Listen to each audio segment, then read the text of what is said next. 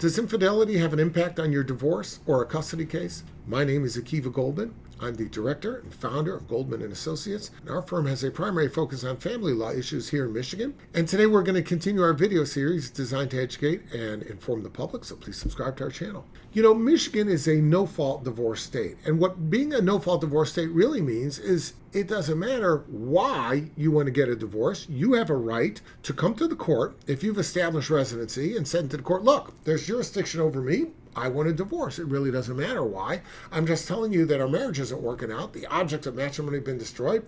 I want a divorce. You do not have to explain to the court why you want a divorce, nor do you have to establish that there are grounds for a divorce. In the old days, you used to have to prove you had grounds for a divorce. We don't require that anymore. So when we talk about does infidelity have a role, well, it really doesn't have a role in whether someone gets divorced, in that there's no need to prove infidelity in order to get divorced, nor does infidelity necessarily go into the equation of whether or not you're entitled to a divorce. It doesn't. You're entitled because you want to ask for one. You want one, you get one. Now, infidelity could come into play when we have a discussion about who's taking custody of the kids. Why? One of the factors in the best interest of the kids is the moral fitness of the parties. One, I suppose, could argue, perhaps convincingly so, that if somebody's guilty of infidelity, then they are losing points in the moral fitness category, and therefore that will go in favor of the other person, at least that one factor. 112, but nonetheless, all things being equal, I suppose the court could find on that factor, this person gets the nod because everything else is equal, and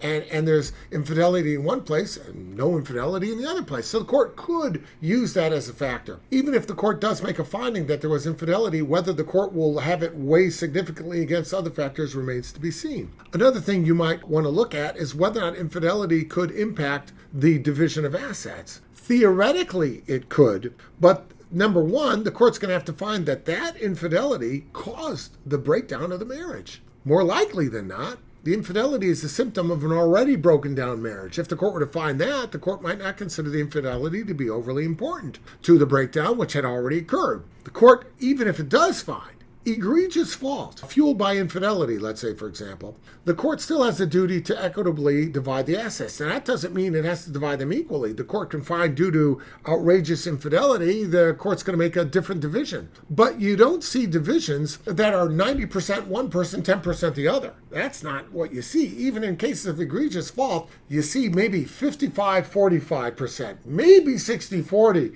Anything beyond that, you're asking for an appeal. And the court may well determine that that violates the principles of dividing things in an equitable manner. So infidelity won't stop the divorce, won't necessarily create an entitlement to it because it doesn't factor. And as far as whether or not it's going to impact custody or the property division, there's going to be some factors involved in that analysis. If you have any questions about that, reach out and we'll be glad to help you out.